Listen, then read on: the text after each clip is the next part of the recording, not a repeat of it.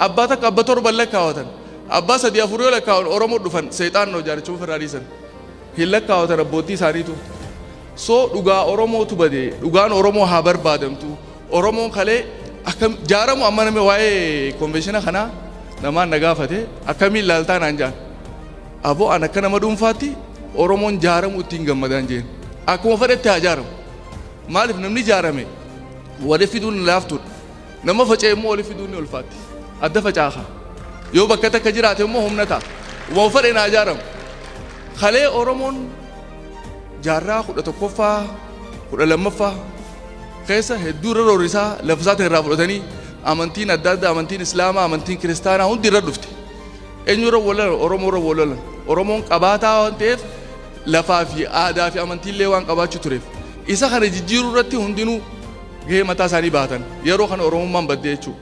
kana riikavar goosisuuf damdamachiisuuf jechuudha jaarraa kudha shanaffaa Oromoon walitti qabame baaletti walitti qabame akkamtu nu wayyaa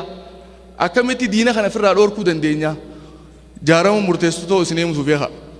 maal godhe sulula Rift Valley kanaatu Oromiyaa bakka lamatti adda baasa Oromiyaa tana gama bahaatii fi gama dhihaatti adda baasa bakka lamatti lamaan gama naafee kana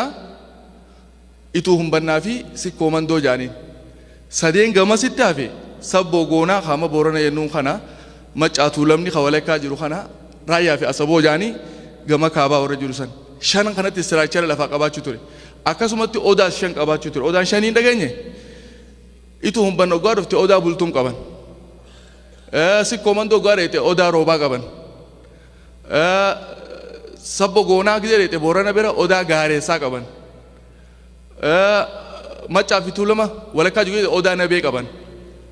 raayyaa fi asaboo gidee dheete odaa makoodii jaamu qaban odaa shananis ni qaba akkasitti lamaan gamaa fi kana maal jaan barii aantu warra gama barii aanu jechuudha warra gama ni sadeenoo maal jaan manitti aduun gidee asii baatu booroon jennuuti booroo aanaa warra booroo jiru sadeen jechuudha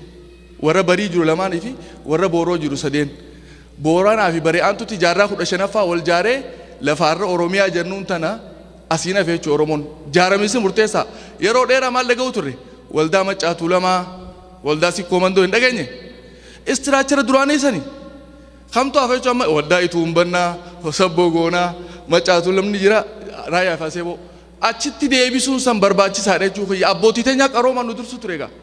namooma